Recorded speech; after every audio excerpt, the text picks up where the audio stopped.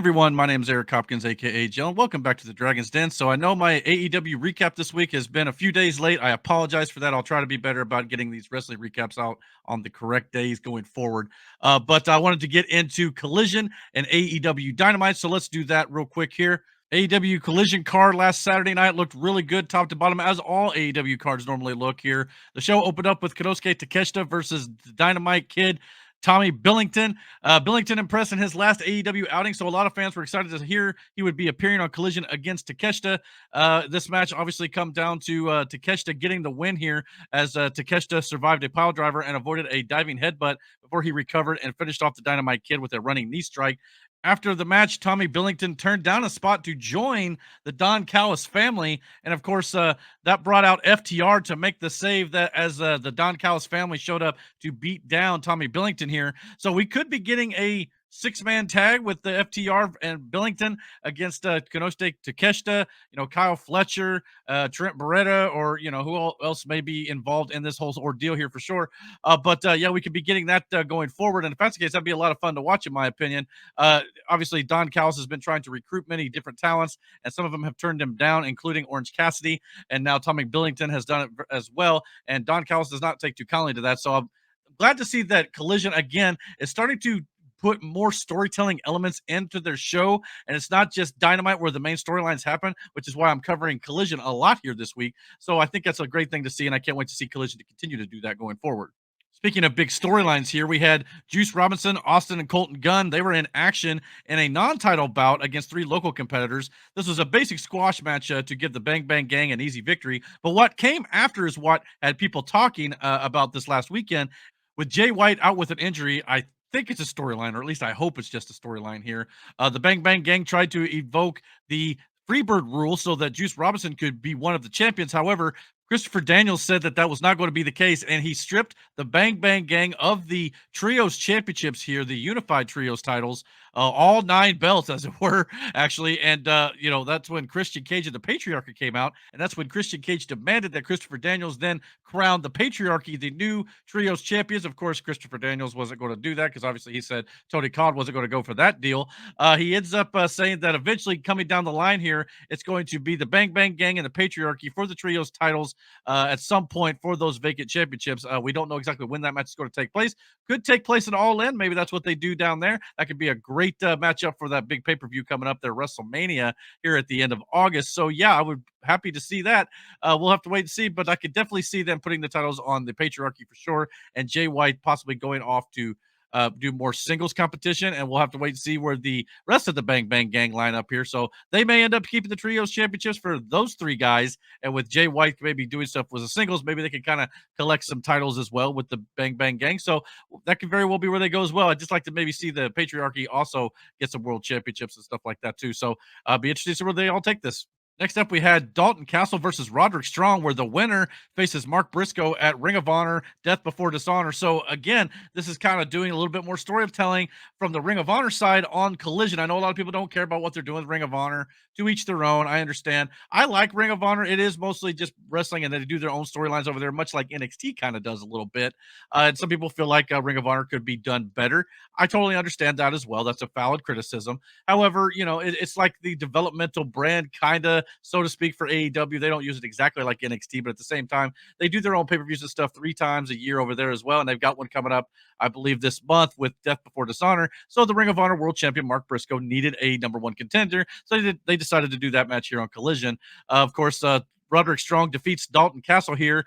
Even with 4 guys at ringside, it felt like all the attention was on the 2 competitors in the ring where it belonged. Because, of course, they had, the Outrunners were out there with Dalton Castle, his new boys, as it were. And, of course, Roderick Strong's guys, Matt Taven and Mike Bennett, were also out there from the Undisputed Kingdom as well. So it was nice to see that they actually focused on the 2 guys in the ring. Roderick Strong ended up winning with a knee to the face to pick up the win and earn a title shot against Mark Briscoe. So, yes, like I said, that'll be a fun match as well. Roderick Strong and Mark Briscoe for the Ring of Honor World Championship.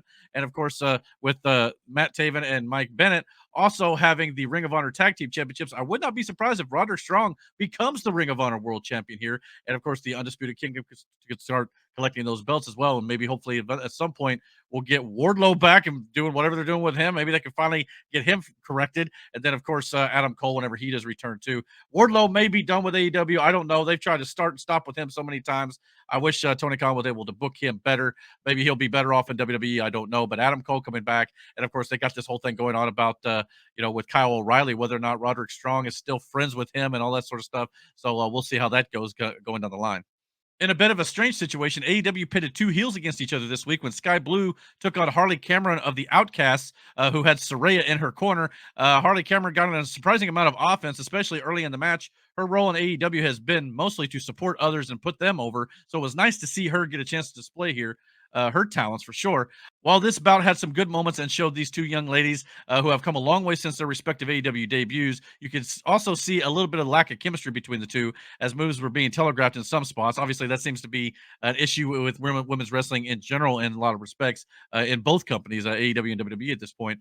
Sky Blue was able to get the win with a new finisher. The crowd didn't seem to know how to react since neither woman was a babyface, but it was just nice to see Sky Blue back on television. Obviously, she's been doing a little bit of Collision here lately. I think she's been on Ring of Honor a little bit as well. But ever since Julia Hart got hurt, that whole storyline that they had going on with them kind of got put on the back burner a little bit. So good to see her kind of back in the forefront here. Love to see her continue to climb the ranks and also join that TBS or TNT Championship rankings there to kind of get her in the title picture moving forward. The end of Collision saw Orange Cassidy and Kyle O'Reilly versus the Undisputed Kingdom. The end of the match came when Trent Beretta interviewed and helped Mike Bennett and Matt Taven secure the win here. Obviously, because Trent Beretta's got this vendetta against Orange Cassidy. Trent Beretta went after Kyle O'Reilly as well after the match, but Mike Bennett and Matt Taven stopped him because obviously, the Undisputed Kingdom, again, Roderick Strong has a friendship with Kyle O'Reilly, or there's some sort of weird dynamic going on there. So I don't think that the Undisputed Kingdom actually want to hurt Kyle O'Reilly, despite the fact they were on the opposite side of him tonight. Orange Cassidy then from behind nailed Trent Beretta with a monkey wrench, a big ass wrench. If you've ever seen these things are absolutely heavy as all hell. As the Undisputed Kingdom tried to leave, Tomohiro Ishii took them out as the show ended with him, Cassidy, and O'Reilly in the ring. We may potentially get Tomohiro Ishii, Orange Cassidy, and Kyle O'Reilly against the Undisputed Kingdom. That could be a match they got going up down the line here, maybe at All In as well. But the big storyline with this is, of course, was the look on Orange Cassidy's face after he cracked Trent Beretta and was staring at the Undisputed Kingdom. Something in Orange Cassidy has snapped. He's lost his best friends. He's lost Trent Beretta. He's lost Chuck Taylor. He's lost Chris Statlander and all of his friends that he's had. So now he's kind of on his own, and maybe he's found a little bit of a friend in Kyle O'Reilly and maybe Mark Briscoe and that whole crew, the conglomeration, which is a kind of not the greatest tag team name in my opinion or faction name, but at the same time it could be worse, I suppose. I don't quite understand why it's called that. I might have missed something there, but at the same time, Orange Cassidy has this other side of him now that it's more of a dark side. And of course, he's been wearing the black t-shirts and things like that instead of the old white that he used to wear. So now he's kind of got this edge about him where it's like he could snap at any moment if he's pushed a certain degree. So I like what they're doing with Orange Cassidy here. I want to see them continue to further it. I don't know if it'll maybe play into something maybe with the Callis family at some point, but they're definitely going to be having this blood feud with Trent Beretta going down the line. And at some point, those two guys need to have a one-on-one match to kind of end this feud once and for all. Moving on to the big show, the 250th episode of AEW Dynamite, marking 1/4 of the way to 1,000 episodes. And I believe they're now 38 episodes or so away, 33 episodes or so away, something like that, from WCW Nitro's all-time record of episode run here for their series. Obviously you got to give AEW their credit. They're probably going to be lasting longer than WCW ever did. So you got to give them their props there, and you got to give them their flowers, because obviously not many companies have been able to come into the wrestling market here and compete legitimately with WWE. A lot of people don't think AEW is a legit competition, and in some respects they're not. But at the same time, to have a company who is able to continue to have their show, that's obviously something that WCW was unable to do. So you got to give them all the credit in the world for that. But at the same time, I thought this show was pretty good. It wasn't as great as some of the last few Dynamites, obviously, because obviously if you have really great Dynamites, it's eventually going to kind of come down in quality just a little bit. But at the same time, this was a great show. It obviously started off with the bang here. AEW wasted no time getting right into the show as MJF's music hit for his entrance. And the moment the show went on the air, they jumped right in to MJF versus Will Ospreay for the AEW International Championship. Max went into the crowd, tore up some signs, and threw water at a fan. He got back into the ring, but was still trying to play mind games. The aerial assassin just grinned and locked up with him. They had a fast paced, highly choreographed sequence that showed off their quickness but ended in a stalemate. Once they engaged again, they started picking up the intensity. Both men use very different styles, but they are evenly matched in some ways, so they were able to put on an entertaining performance that both made them look good and left room for future rematches to outdo this one, which will be a tall task if you ask me. MJF expertly focused on Ospreay's knee until his shoulder became a bigger target. The aerial assassin did an equally impressive job selling while still using his signature brand of high risk offense. They ended up getting the entire first hour and turned in a fantastic performance that could have ended with either man winning, and fans would have been completely happy. Even if this went a little longer than expected, they filled almost every single minute with solid action. There was a great spot in this match where obviously Will Ospreay and MJF battled up into the crowd, and a fan caught his daughter beating up MJF as Will Ospreay allowed him to do so, and of course MJF played along. This was a great segment in this match. It was absolutely outstanding to watch.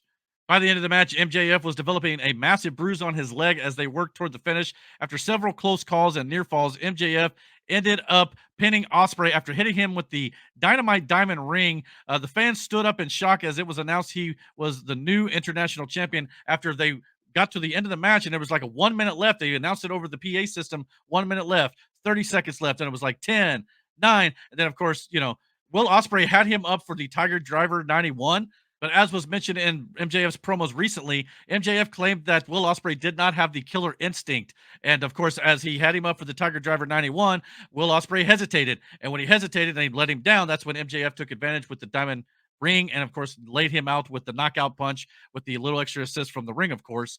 And, of course, winning the match at 59 minutes and 58 seconds. So, yes, this was absolutely great. And it also gives that element of unpredictability, too, because usually when you hear 1 minute remaining, 30 seconds left, in AEW, usually it's gone to a draw at that point. This is the first time where they teased a draw and then did not do the draw. So, again, it just goes to show that just because you think it's going to go one way, AEW is letting you know it's not going to always go the way you think it will. So, this is great, absolutely. Both men were helped by medics and officials after the match as a stunned crowd looked on. But yes, this makes a lot of sense to me.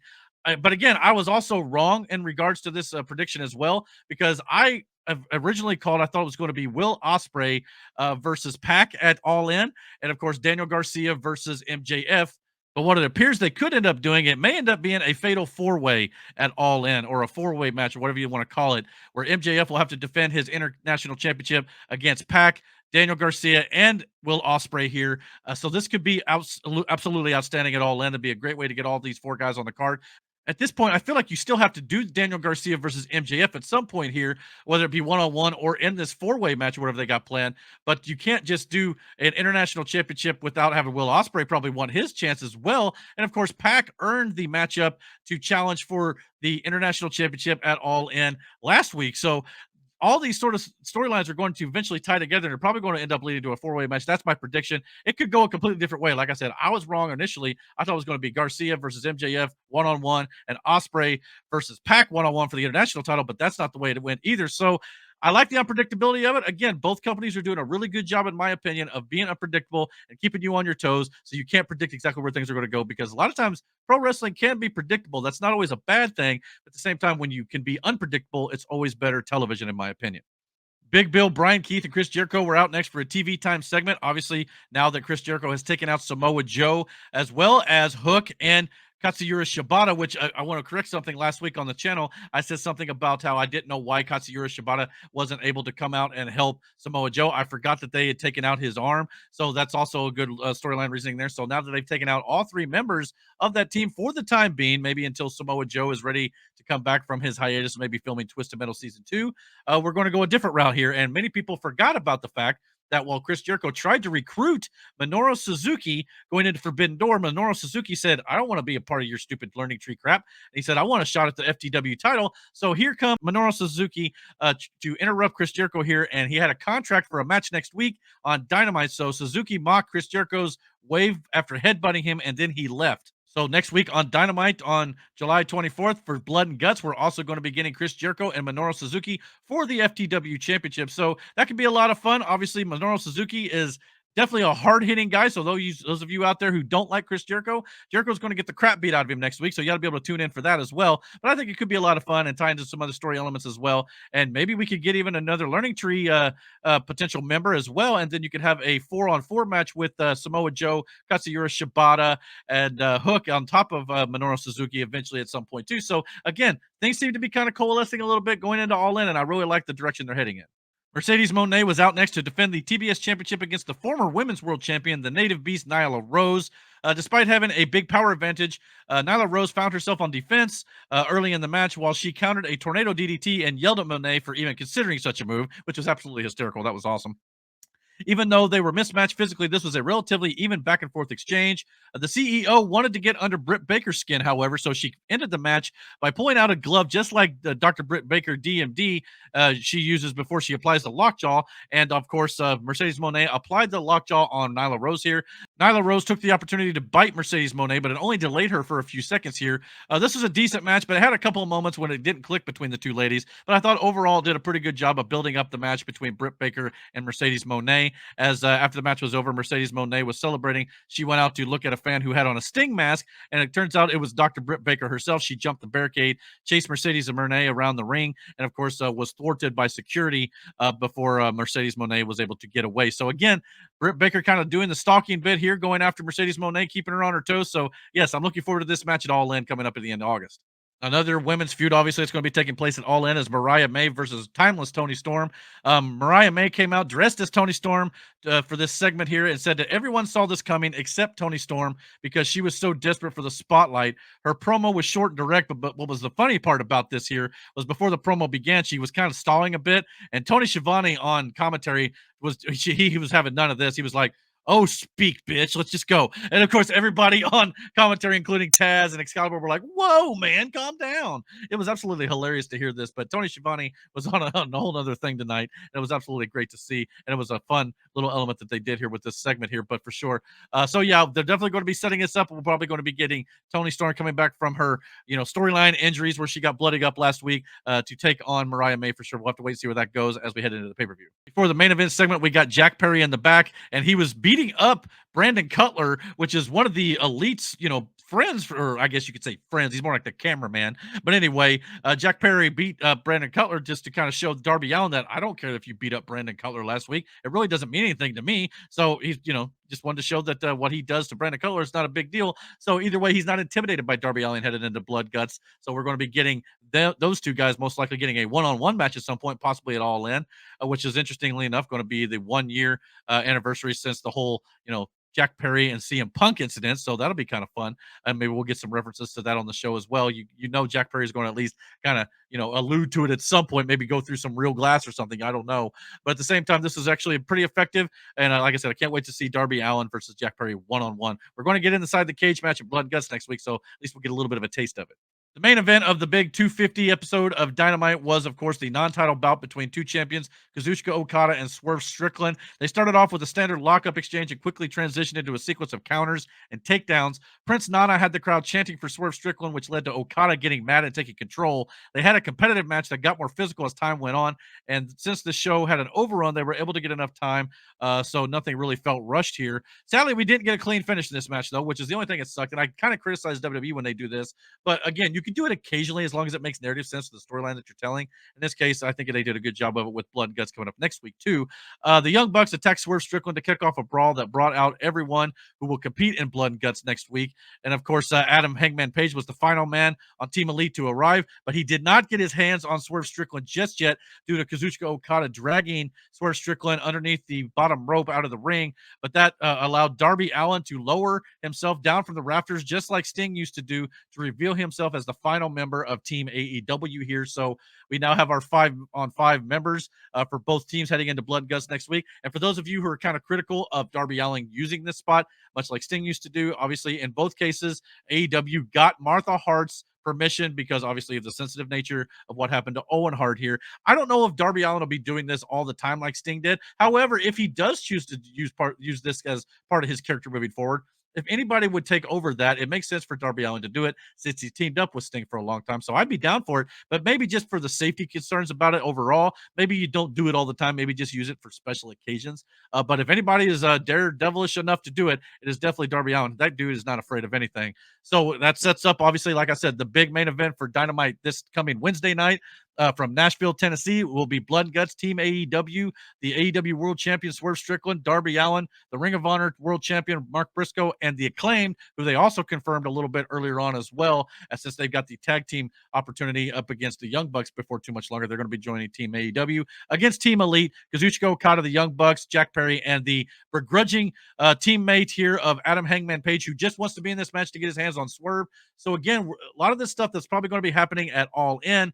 I don't know where Kazuchika Okada will fit in at All In just yet, but the Acclaimed will be going up against the Young Bucks for the tag team titles, most likely. Darby Allin against Jack Perry makes a lot of sense. And of course, having Hangman Page and Swerve Strickland going one on one at some point here down the line, maybe not at All In because Swerve has got Bryan Danielson at that pay per view, but Hangman Page and Swerve Strickland are obviously going to cross paths here. And I'm actually going to predict that Hangman Page inadvertently cost the Elite the Blood and Guts match here because he's going to be too rage filled and want to get his hands on Swerve, and it's going to cause some friction between Team Elite, and I think eventually Team AEW does pick up the win here. But I'm definitely looking forward to this big War Games match, which is basically what it is. It's AEW's version of War Games that was created by Dusty Rhodes way back in the day, and of course is the staple of Survivor Series at this point. So I love the fact that we're getting this here. It's a good summer thing that they do.